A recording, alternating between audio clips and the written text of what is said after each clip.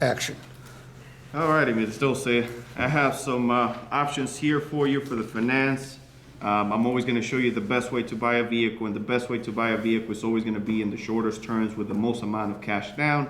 That way you get to pay your vehicle off much quicker, and you also save yourself a lot of money in the finance charges. Now, which one of these options is going to work for you? Look, I'll take the 5,000 down. Okay.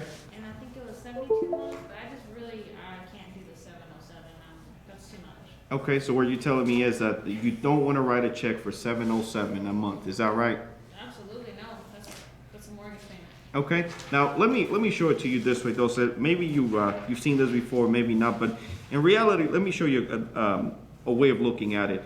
In about 60 months, how much do you think your 2018 GMC Acadia is going to be worth? I don't know, like 8,000.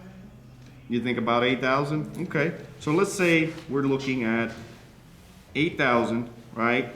Divided by 6, right? So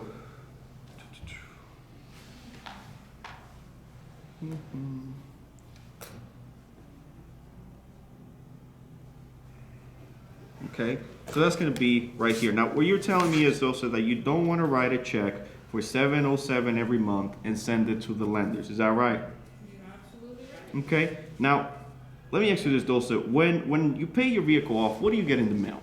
A title. You get a title, right? And what can you do with a title? I can sell it to you again. Yeah, you can sell it, you can borrow it against it, right? So in reality, a way of looking at it is that out of the 707, right, that you're going to be paying a month, it's actually going to be in a way a savings account, right? Because when the vehicle is paid for, you get your title, and you can do whatever you want with that title. It's going to have just one name on it. It's going to be your name on that particular vehicle. So you told me that in about 60 months, you think your vehicle is going to be worth about $8,000, right? And if we do that $8,000 divided by 60 months, it's going to be 133, right? Now that 133 figure, what it represents really is every month when you send out a check for 707, 133 of that is going towards your savings in a way, right?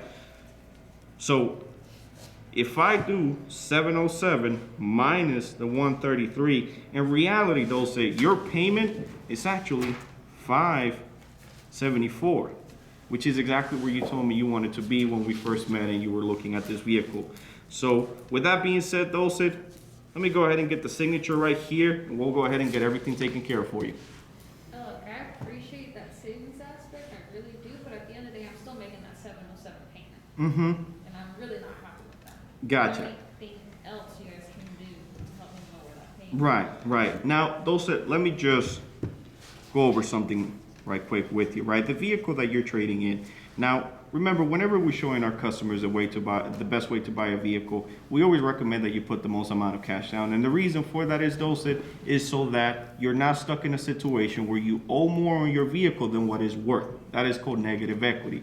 And right now, that is one of the things that we're dealing with at this moment from the last time that you bought your vehicle, okay? In fact, if I was to, let's see, take that negative equity that we're dealing with right now, right, and divide it by the total amount of money that we're spending times the payment that we're looking at, Dulce, $133 of that, Dulce, has nothing to do with the vehicle that we're looking at. It's just kind of the things that we got to deal with because of the negative equity that you have, that you're carrying over to the new vehicle. In fact, if you weren't trading your vehicle, in reality, your payment will still be in the 500s. It will actually be the 573.